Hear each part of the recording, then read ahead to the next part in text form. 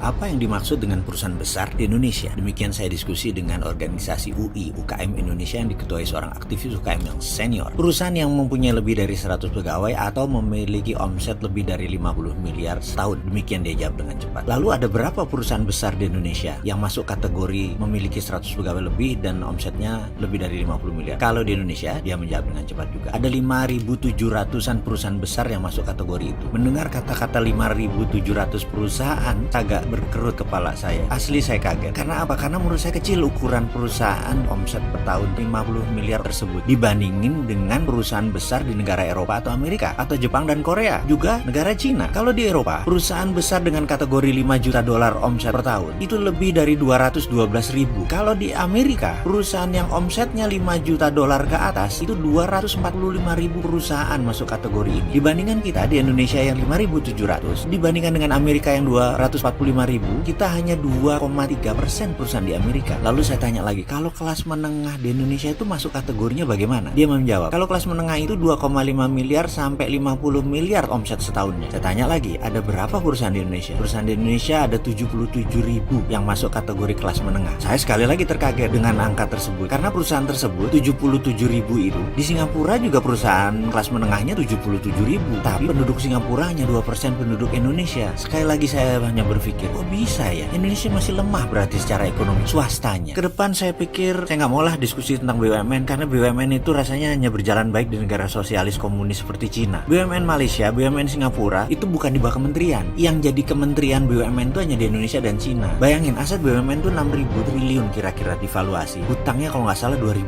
triliun. Sebenarnya udah limit hutangnya tersebut. Dan perusahaan dengan nilai 6.000 triliun atau sekitar 400 billion dolar di Amerika itu ada ratusan. Kalau Apple aja, Alphabet itu nilainya 1.000 billion. Jauh 3 kali di atas BUMN Indonesia. Dan pemimpinnya hanya CEO biasa, bukan menteri. Kalau menteri itu kemana-mana pakai fasilitas negara, buka pintunya ada yang layani, bener-bener birokrat. Sementara di sana CEO biasa aja tuh, tidak harus kementerian. Lalu ke depan bagaimana Indonesia sebaiknya membangun? Ini adalah tantangan. Negara yang lincah membangun dan cepat tumbuhnya, biasanya pendorong terbesarnya adalah swasta. Di mana yang dibangun sektor swasta adalah selalu infrastruktur dinamis. Apa itu infrastruktur dinamis? Infrastruktur dinamis adalah industri manufaktur, produsen, dan dunia kreatif penciptaan. Jadi ada baiknya Indonesia sekarang membangun infrastruktur dinamis berbasis swasta.